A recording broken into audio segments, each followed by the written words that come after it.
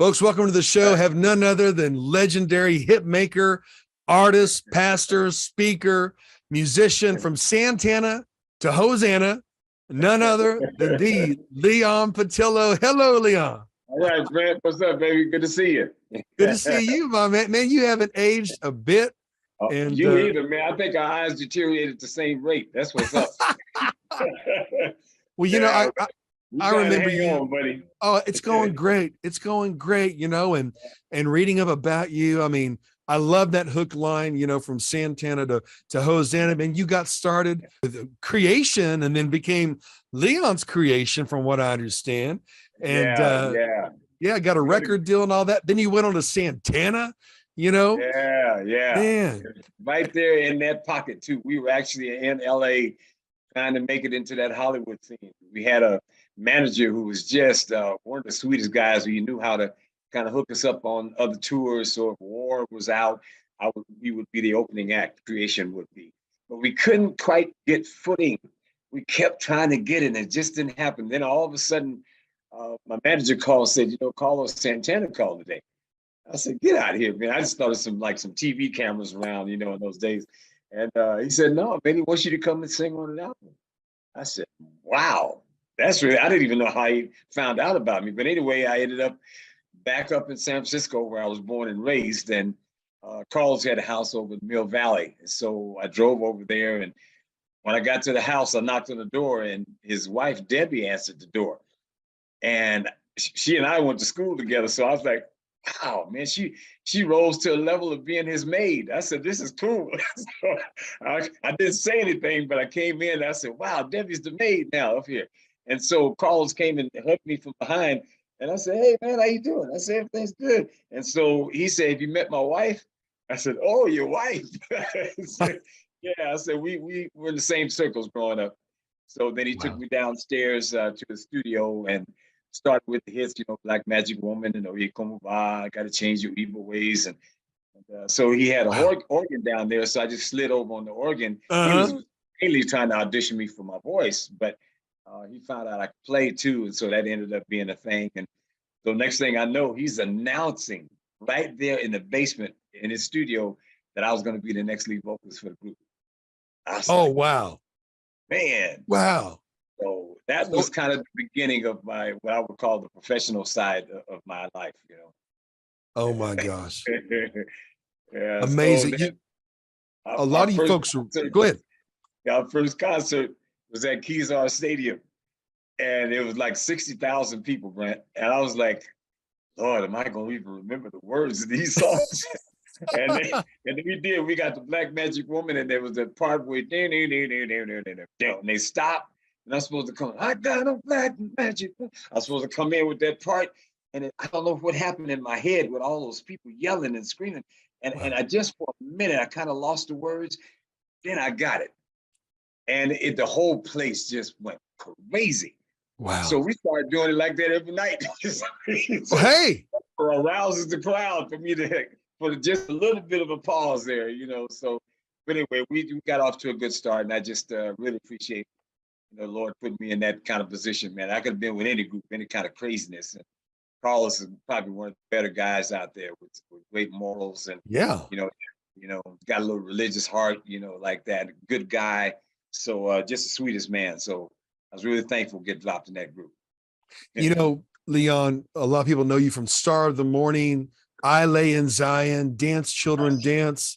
How many weddings did people sing Flesh of My Flesh? So many great hits, man. And of course you'd go on and do a record deal with Word Records. And man, you've always been an innovator. I remember hearing stories about you in concert when people didn't really, they didn't even know really what a synthesizer was. And here's Leon Patillo with the drum machine doing all these things, I mean, just you've always been ahead of the game. And talk about incredible music. And I Lay in Zion. Oh man, when you were writing that material, before we get to that, your inspiration and your influences, what was it like to be a believer in a rock band? Well, it was I guess because I was with Carlos, and Yeah. this is gonna sound a little strange, but he was Buddhist, and he just loved that. That's how he got his spiritual groove on. And so Yeah. when I came down to his basement studio, he had incense burning, Wow. and I was wondering, what. I asked him. I said, "Why you have incense down here burning?" He said, "Well, I believe that's like prayers going up to God." I was Wow. like, man, I had never heard anybody in rock and roll talk Yeah. about God, period. Let alone, he sounded like he had kind of like an intimacy thing going on. So anyway, I think that probably led to when my girlfriend's brother, who was a Christian, approached me. Because they just right short after that, that's when I met this girl in San Francisco. Her brother, not only he's a Christian, he was one of them really outspoken type. And so, man, every time I came to the house, man, he was all over me. And I don't Wow. care, front door, side door, back door, attic. If I came, in San Francisco, you could go through the basement and come up through the back door. There that brother was, man. I was like, man, like the butler or something. So I just out of necessity, I went to a Bible study with him. I just wanted him to get off my back. I said, if there's some way I could, go to this Bible study, and then maybe I came over to the house, I could quote a scripture, go around and go see the sister. I thought that'd be the deal. But man, I got to the Bible study, and they went up me one side and down the other. I knew something was happening. We got back to his driveway. We're there on the corner of Haight and Ashbury, if you can picture that. So all kind of cannabis is rolling through. I got the top down in my little Mercedes. We sitting out in front of his house, and he just pops the question. He said, man, how would you like to be, how'd you like to get your life right with the Lord? Wow. I said, man, I can't do that. Man, I'll probably mess up the whole kingdom. He said, no, you won't, man. He said, you pray with me, you'll see God will make a change in your life. I said, boy, Wow. this is really something. I'm smelling this cannabis. He's over here wanting to pray.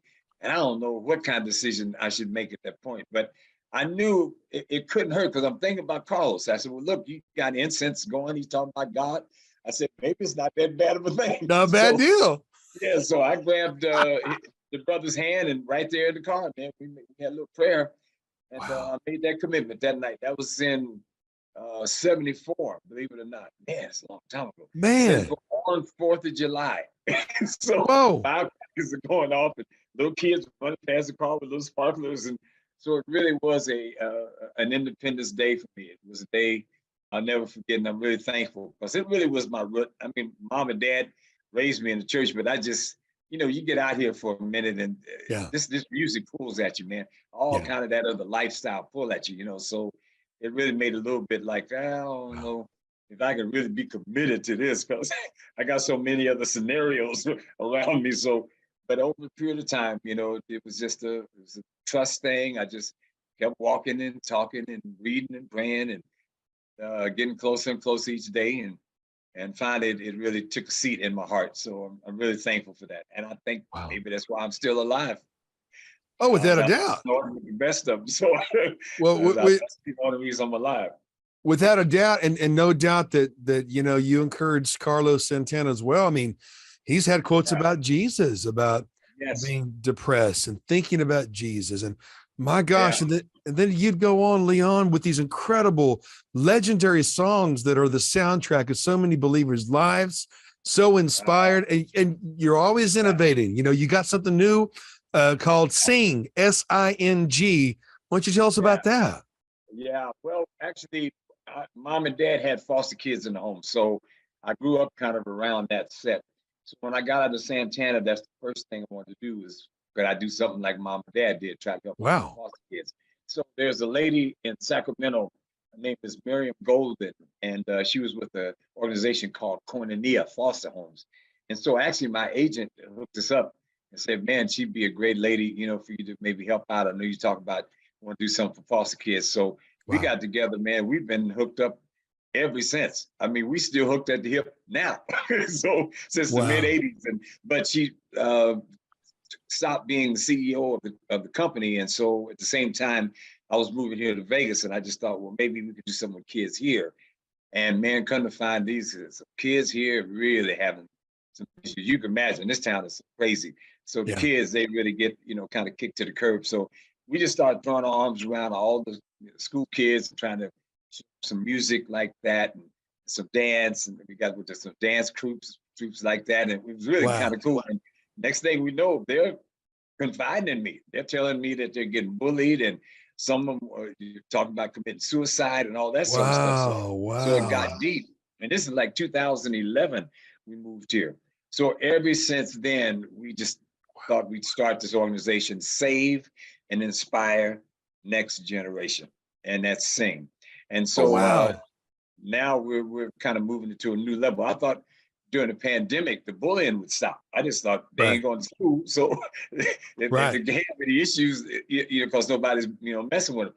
Going to find that social media, man, is wearing them out, teaching them how to be bulimic, teaching them how to commit suicide. Yeah. And this internet, you could just go on there and find all that stuff out, and that's what they're doing. And they think it's going to be an easier fix for them just leaving than to deal with whatever issues they got to deal with. So anyway, we're trying to give them another focus. And like I said, they're mostly religious type kids, but Right. I'm trying to throw a little at them to give them some sort of moral compass. I think that's mainly what the kids need right now. They just need something that says, do this, do that. You see that red light? Stop. You see the green Wow. light? Go. Yes, yellow. Okay, just be cautious. We're trying to give them those kind of things. So just real life issues that they can deal with. Don't be messing with somebody else's girlfriend or boyfriend. That gets you in trouble. So good little simple stuff to keep you from somebody knocking you out, So Wow. but that's the part of the life we're dealing with now. So I'm really thankful that we are having an opportunity now to touch some of these kids' lives. And that's where it's at. That's where it's at, Leon. You go from Dance Children Dance in the song to Dance Children Dance with these kids in Vegas and abroad. And of course, we haven't even talked about you being a pastor yet, but you always have new projects on the way. But you got a book, CD, movie. I mean, tell us these new projects you got going. Well, we did the book right before the pandemic, so it never got a chance to get released. It's called Hidden Treasures in Your Field, and it's actually kind of going through the book of Luke. I'm just picking scriptures that parallel kind of some of the things I've gone through in life. It's kind of like a memoirs as well, but it's just some great things in there. And I even have one section in there about how to treat your wife. Wow. And how to have a conversation, spouse to spouse. And I'm calling the chapter Chairs because I discovered that that's what can really, if somebody just had a chance to sit down and talk through some stuff, you can work some stuff out. In fact, me and Renee, we were on our way to meet her brother one time, and we got into some mad disagreement. And man, we headed down the road, and I just took us back home. And I don't know what made me do it, but I took the one chair and the other chair, and I just put them facing each other. I think we did it out the garage because Tony Robbins said, don't ever have any arguments anywhere like in the kitchen or the bedroom, because you're going to associate argument and that kind of craziness with those places. He said, go somewhere, that's visit much. So I set him up in the garage, and I told Renee, I said, okay, have at me, go ahead. And I said, I'm not going to say nothing. So she just rattled off some stuff. She got through, then I did the same thing. And I rattled off what I had to say to her. She didn't say anything. And then the hardest part, Brent, at the end, Bible says, don't let the sun go down on your anger. Right. So we decided to kiss before we got, the night got too far. And that's the hardest part, just try to, you're still a little mad, because you may agree to disagree, A little anger kissing. I'm trying to get that last kiss. But it works. And it's, like I said, just a practical teaching, but it's just something that I think couples can use as a handle to kind of deal with their frustration. Well, couples need help, maybe a good piece of advice, the chair to chair, right? Or as my parents say, people say, hey, how are you guys so happy? Hey, fight naked. Come on now, you forget why you're upset. No, that's right. Yeah, he said, hey, that girl. Well, you have so much going, so much you're just being you, but because of your life Yeah, experience, my goodness, all the things that yeah, you are speaking to, all the things that you can speak to, I can only imagine what your concert experiences are like now. yeah, Also, with having been a pastor as well, you know, yeah, buddy. touch on that, my man. Touch on that. Yeah, it's really, since that we Renee and I met on a cruise, I just figured if I ever had a church, I'm gonna do it on a boat. That's what I kept saying. I said, where can I find a boat big enough to fit a whole congregation? And so Renee's family actually comes out of Long Beach. And so we would spend a lot of time there. I said, oh man, Queen Mary is right over there in the port. And so we started having church on the Queen Mary. And it was the coolest. I mean, I had to keep shifting everybody away from the windows because if I had them, that's all they want to look out and see the boats and everybody's passing by on the skis, all that kind of stuff. So I had to switch the room around for that. But anyway, it was really kind of a neat place, and we had probably 1,500 employees on the boat. So Wow. that gave us. Sometimes we were trying to Wow. think where could we go to minister, and there it was right there. We could just Yeah. go just to the maid or to the cook or to somebody in housekeeping. We could go and just talk to them after church about the Lord. And I'd have them even invite them down during their break to just take 15, 20 minutes, a little bit of a sermon, or whatever we had going on, or have communion. Like, so we'd have communion every week. So we could do that with whoever popped through. So it was Man. really cute, man. But I don't know, Brent, those shoes are big, baby. Those are like ski boats. I got these little old size nines, and yeah, I just pastoring just wasn't. I wasn't Larry Lee enough. you know, I Man, had, we I had, mentioned him. Yeah, yeah, man. man, I got to get out on the road, man. I know that's where God has me out.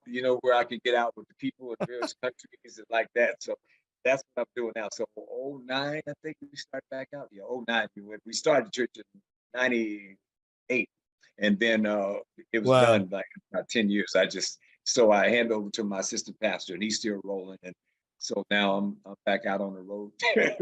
Wow. Wow. Now tell me, I mean, people can still have you in concert, have you at their Yes, conventions and rallies, and you're able yeah. to customize the experience for anything, man. Yeah, we were out with I don't know if you heard of Get Motivated, but they were a Yeah. great company that dealt with real estate people dealing with stocks, Right. all that kind of stuff. And so from 8 to 5, we'd go to some big arena, like we would go to Dallas, and we'd have both arenas. I think we are in the big arena, and then we are in a little smaller one. We had to do that 2 days in a row. So many people coming, and we'd have Gorbachev, we'd have Wow. Lady Thatcher. We'd have all whoever the former presidents. We'd have a lot of them come. A lot of sports figures. Whatever town we were in, we try to get the quarterback or the coach or somebody to pop in, just kind of give us their story. And so they just chose me to do the music for it. So man, we'd have Wow. 20,000 people. Man, I had the business people and women up on their feet, and we'd be doing them moves. So I had it hooked up, man. So we're having fun. And then about 11 o'clock, Peter Lowe, who was running this thing, he actually would give an altar call, which would be kind of like a business deal. Right. He would do it like that, which I thought was kind of cute the way he did it. And so he'd have people sign on a little card in the magazine, and they would hand that in, and then we'd get these people in the Bible study. So that was kind of neat. So we did that from same time I was doing the church. It paralleled that because Wow. I could go out during the week to do that with them, and then I'd still be home on the weekend for church. And so Wow. from '99 to 2012, I did that with them. So we're pretty versed with being able to do any sort of situation. I mean, I've found now that one deal really helped me a lot to find crossover kind of songs. Of course, at the time, I think only Imagine had come out, so I was able to do that. Definitely did, God Bless the USA. Everybody seemed to like that. Oh yeah. I bet you rock on that. Yeah, it's good, man. I take you, it's a little more soulful, but that's how the brother roll, really. That's how you It's roll. good. Everybody's singing along with it, so it's really a touching song. And of course, I do every once in a while, I do like Flesh of My Flesh, and I'll do if it's an appropriate situation, I'll have people stand up and we'll do vows.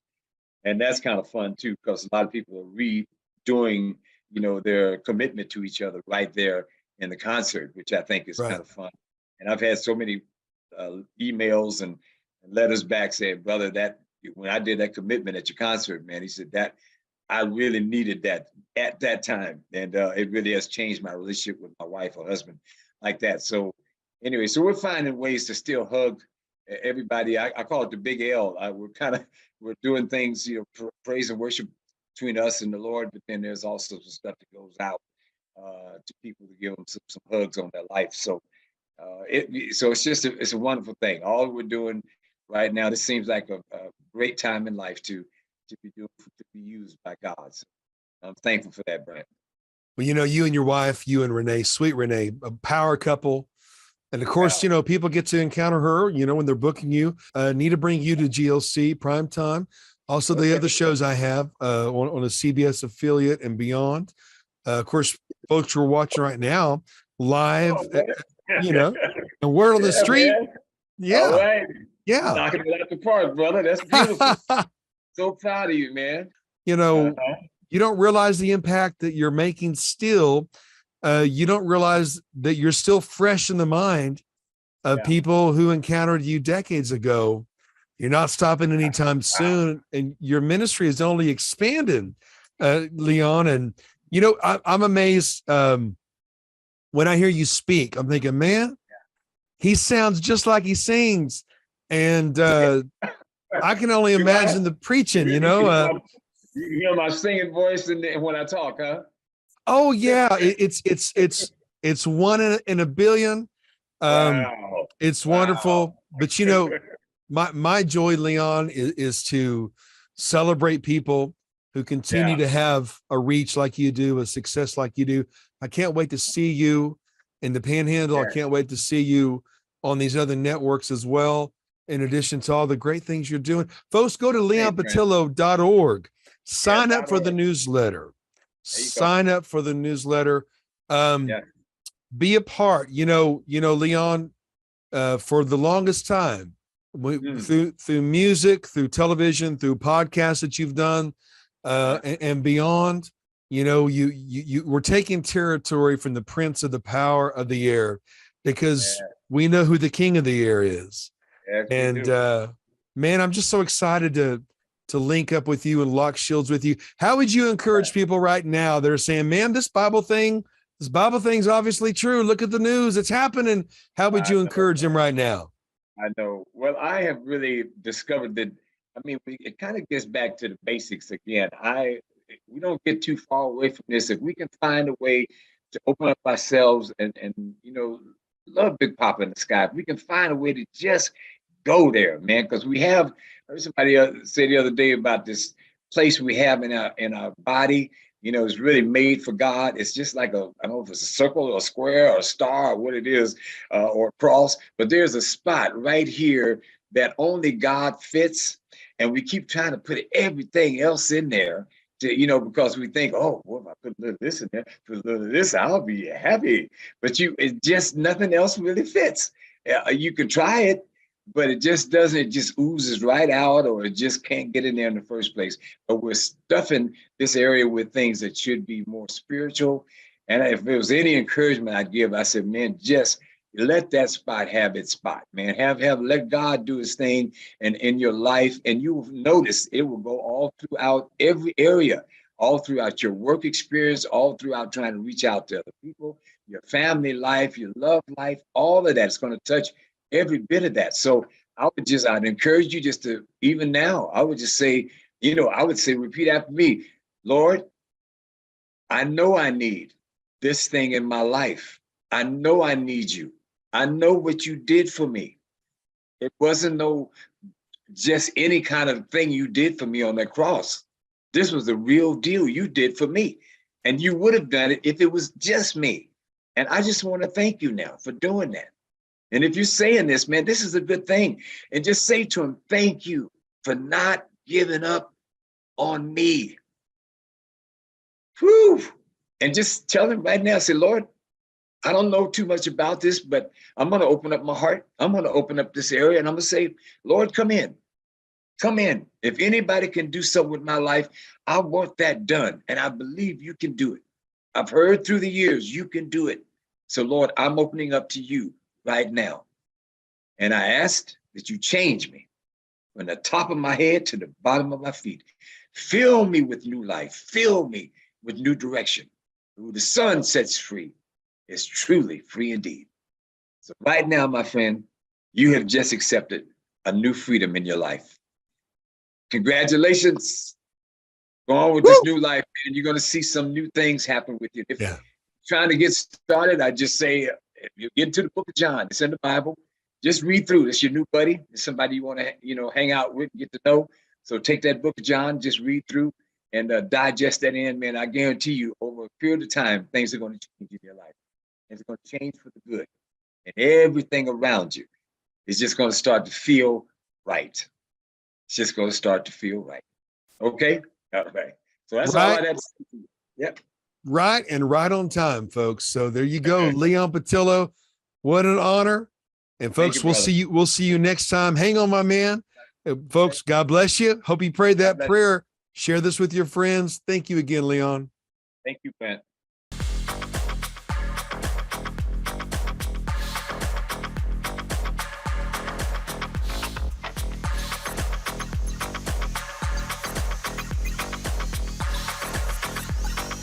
He who dwells in the shelter of the Most High will rest in the shadow of the Almighty. I will say of the Lord, He is my refuge and my fortress, my God in whom I trust. Surely He will save you from the fowler's snare and from the deadly pestilence. He will cover you with His feathers, and under His wings you will find refuge. His faithfulness will be your shield and rampart. You will not fear the terror of night, nor the arrow that flies by day, nor the pestilence that stalks in the darkness, nor the plague that destroys at midday. 1,000 may fall at your side, 10,000 at your right hand, but it will not come near you. You will only observe with your eyes and see the punishment of the wicked. If you make the Most High your dwelling, even the Lord who is my refuge, then no harm will befall you, no disaster will come near your tent. For He will command His angels concerning you to guard you in all your ways. They will lift you up in their hands, so that you will not strike your foot against a stone. You will tread upon the lion and the cobra. You will trample the great lion and the serpent. Because He loves me, says the Lord, I will rescue him. I will protect him, for he acknowledges my name. He will call upon me, and I will answer him. I will be with him in trouble. I will deliver him and honor him. With long life will I satisfy him and show him my salvation.